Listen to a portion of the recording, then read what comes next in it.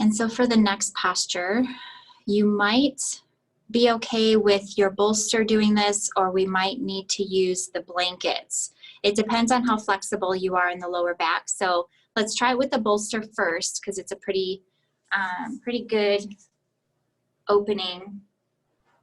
I'm gonna get you all opened up. We're gonna open up the heart, we're gonna open up the hips, get you all ready for that, emotional digging for this weekend. Okay, so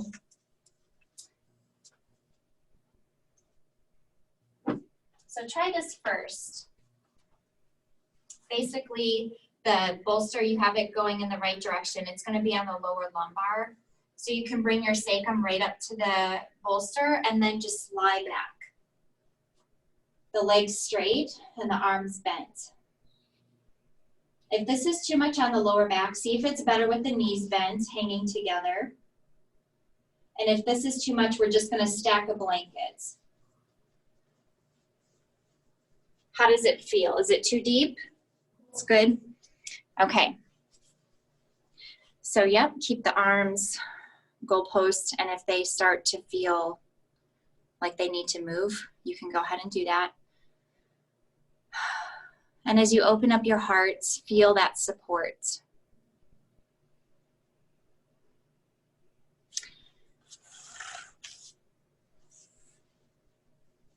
And there's a quote by Lao Tzu that I really like. The master sticks to her tools.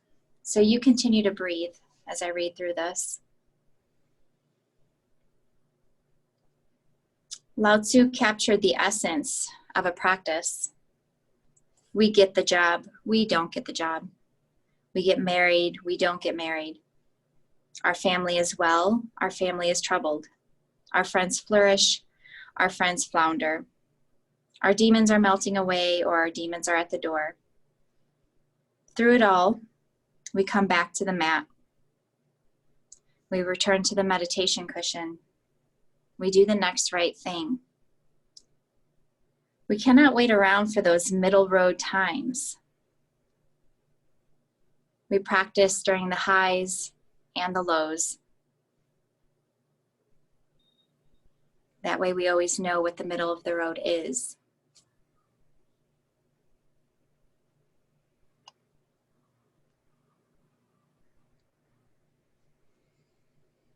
So even if we're not coming to our mat with the expectations that we have for ourselves, coming to the mat is how we live the highs and lows of life off the mat.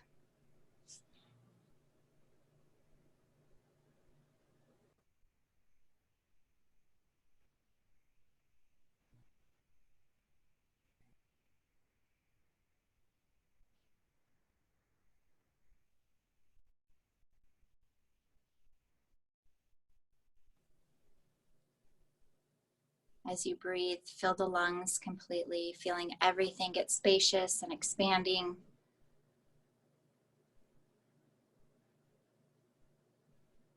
And with each exhale, melt around the bolster and feel the heart center expand through the body.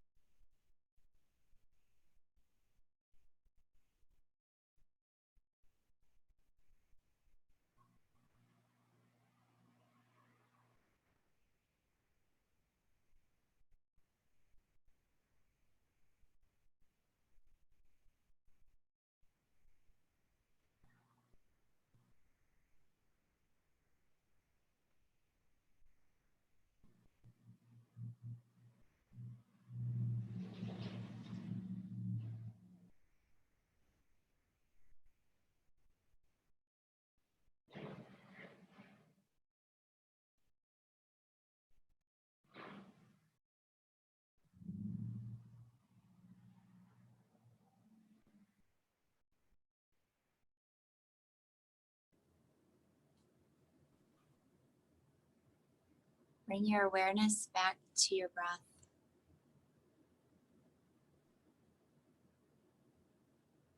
And back to your heart center. Returning to that expansiveness.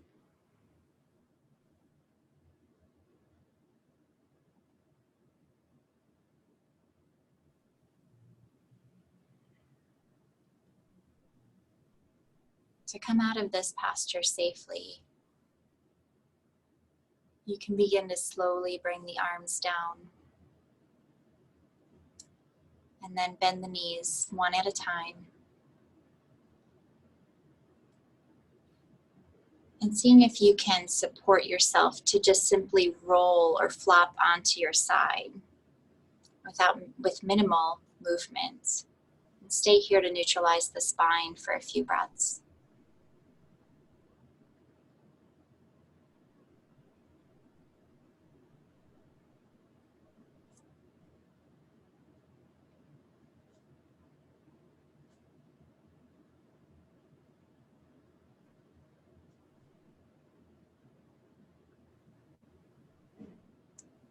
After your next exhalation, go ahead and press yourself up slowly. Let the head be heavy.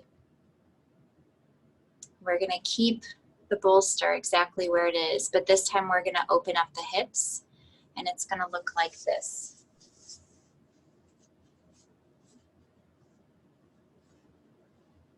Sitting on the bolster, straight legs.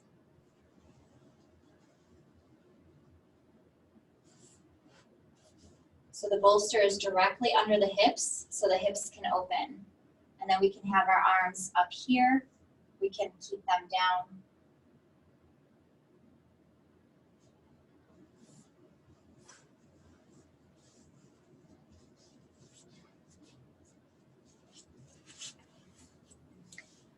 And how are your hips? Are they pretty tight? Do you feel an opening here?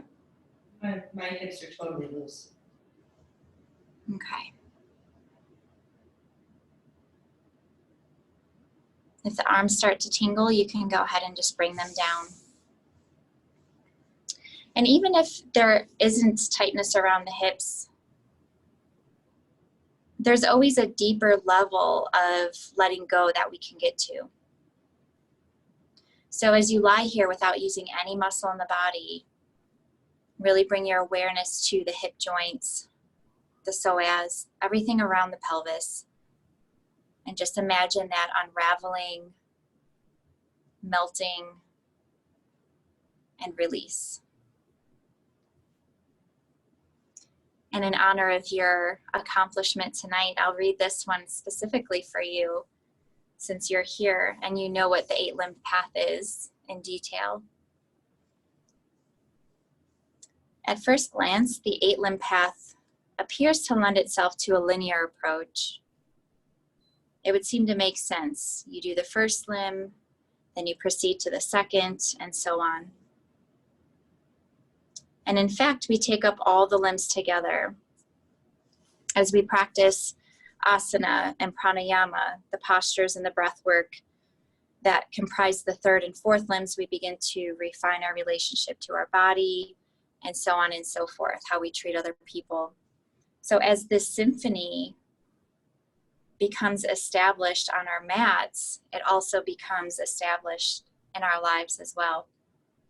So whether we're driving to work, mailing a letter, or meeting a friend for lunch, it all becomes a part of the uninterrupted flow of our yoga practice.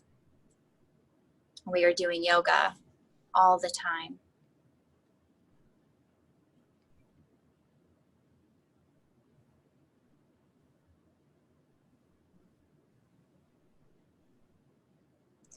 If your mind begins to wander, just let the thoughts come and go, and see if you can begin to pay attention to the spaces in between the thoughts, the emptiness,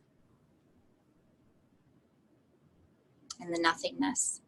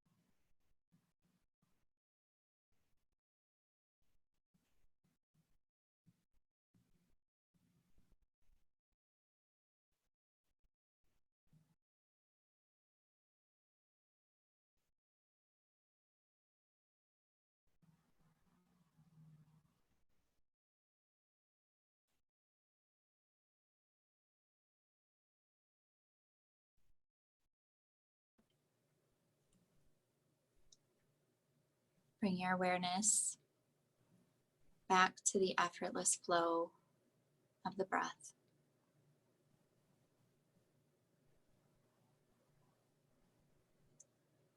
Without pause, feel the rhythm of the inhale and the exhale.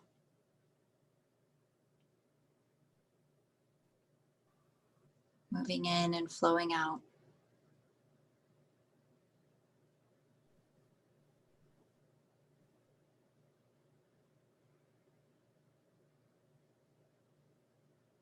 Moving as slowly as possible. Begin to bring your arms back down to the sides of the body. And then bending the knees one at a time.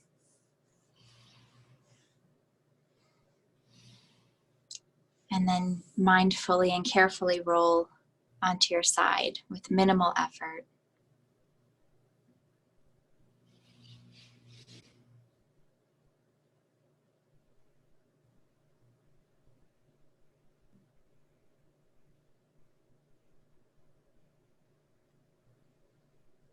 Take another breath or two and then press back to seated position.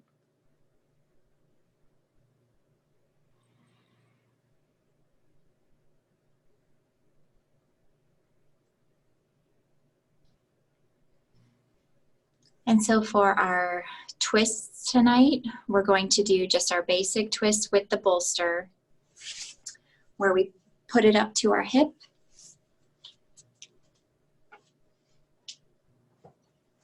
So long-wise, right hip, hand on either side, and then belly and chest on top. Looking to the right first. And then if that's uncomfortable, look to the left. Important thing is to keep the hands above the bolster so the shoulders can relax.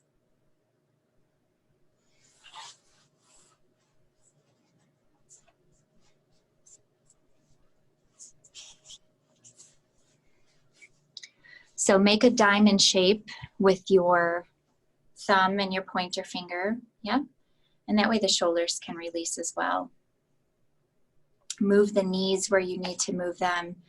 Make any last minute adjustments.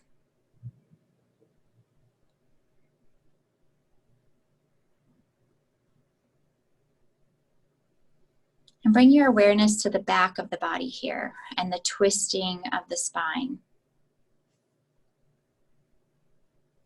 The back lungs, the ribs.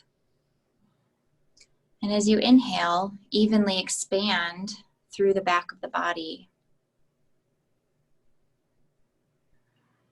Feeling all parts of the body and the rib cage expand.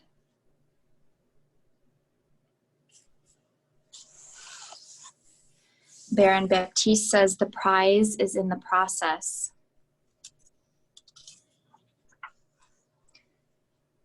The reasonable desire for ego-gratifying results must be abandoned in yoga.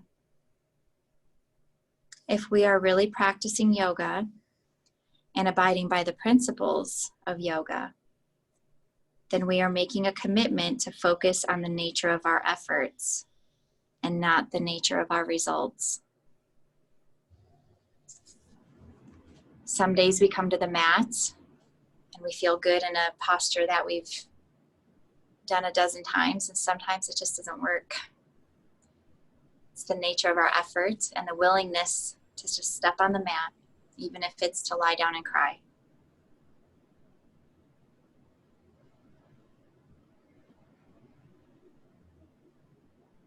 And tonight your effort is to release and let go.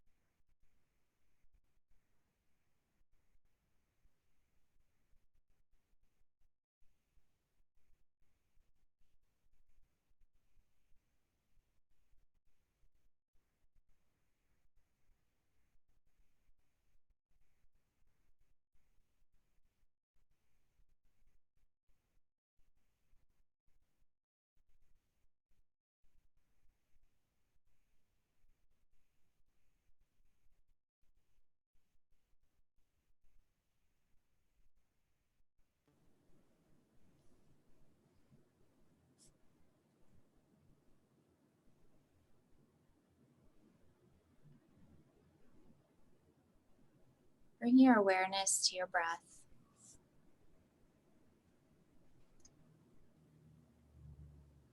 Taking 3 deep breaths slowly, mindfully.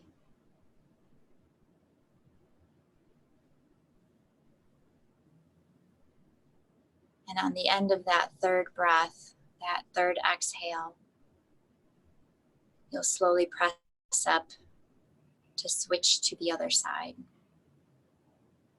Taking your time, there is no hurry.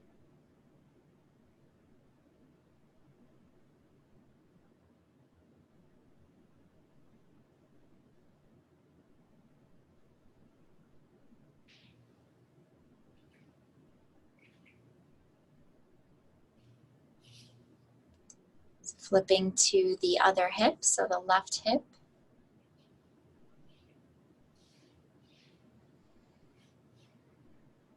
And then bringing your hand on either side of the bolster, coming into your twist. Yeah, and first resting on the right cheek if that's comfortable, or you can always flip to the other cheek. Making any last minute adjustments with the knees or the position of the feet. Feeling all the parts of the body that are touching the bolster and taking comfort in that support.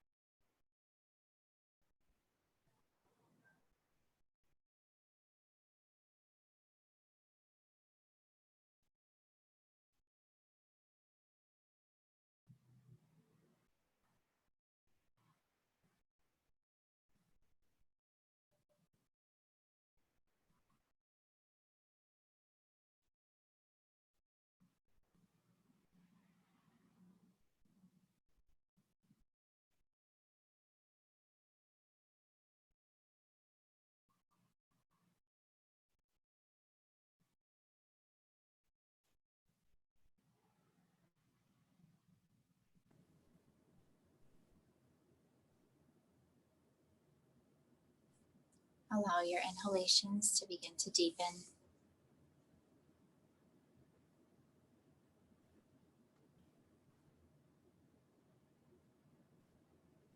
Take 3 more deep breaths before you start to slowly bring the hands down.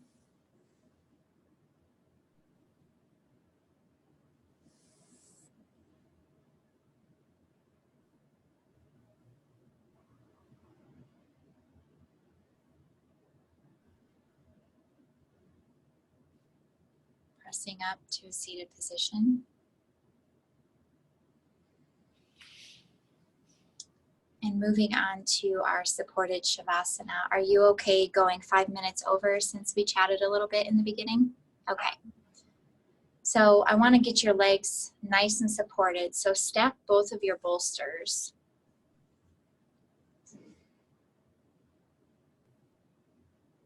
And you're going to just swing your legs over the top. But first, actually get something to support your neck, sorry. Whether it's folding the blanket in half or rolling the end of it, yeah. And you can even grab another blanket to cover up with if you want.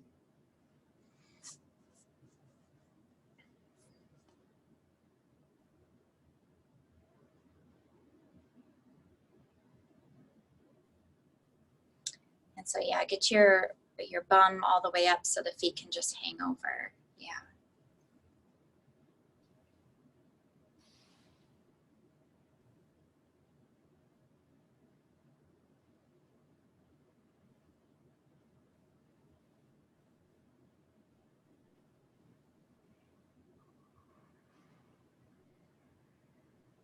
And you can have the elbows bent with the hands on the belly, or just keep the arms along the sides of the body with the palms facing up.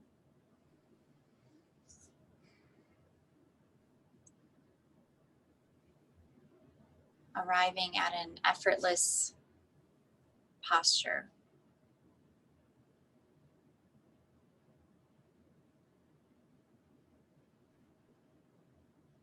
Once you're ready, bring your awareness back to your breath.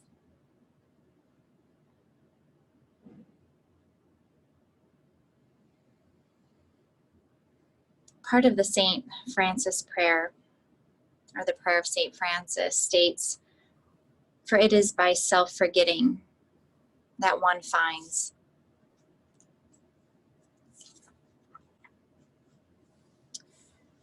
Yoga wears away the self-centered fear that we all have. Slowly, each posture, each breath we take, it loosens our grip on the life that we have lived and allows for the birth of a new one. Eventually, caught up in the beautiful work of being present, we forget about ourselves, even just for a few moments at a time. And it is through self-forgetting that we find ourselves.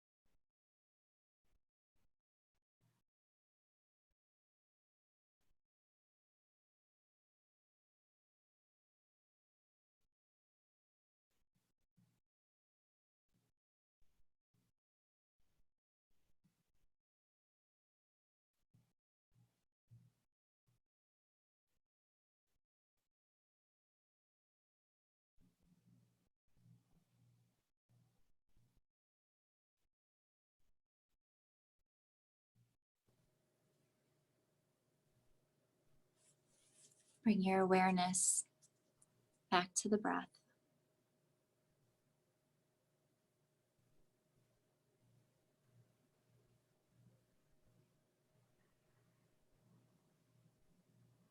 Feeling the cool air as you inhale and the warmth of the breath as you exhale.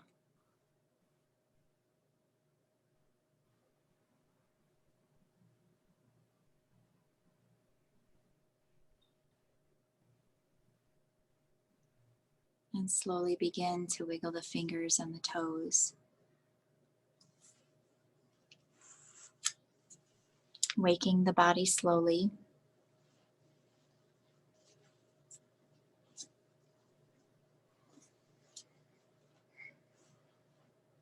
And when you feel motivated to do so, you can bend the knees or take a stretch, whatever the body's asking for here, without putting too much thought into it.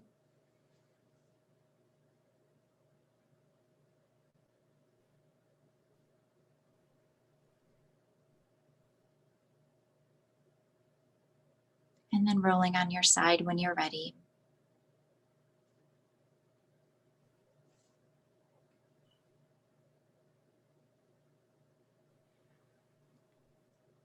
Stay here for a few moments.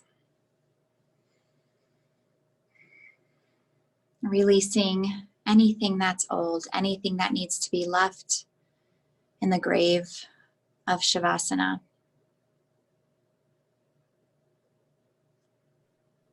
So we can return and become anew.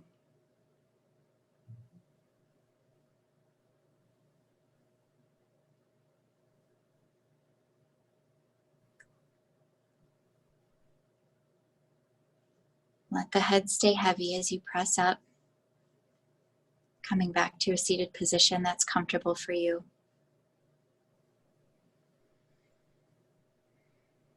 Bringing the hands in front of the heart.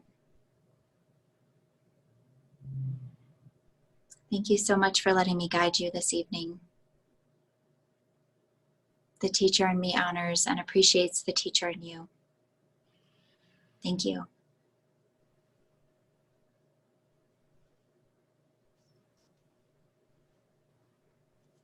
Thank you for letting me be a part of your path. Thank you. I hope you have an amazing weekend. Me too. Thank you so much. Thank you.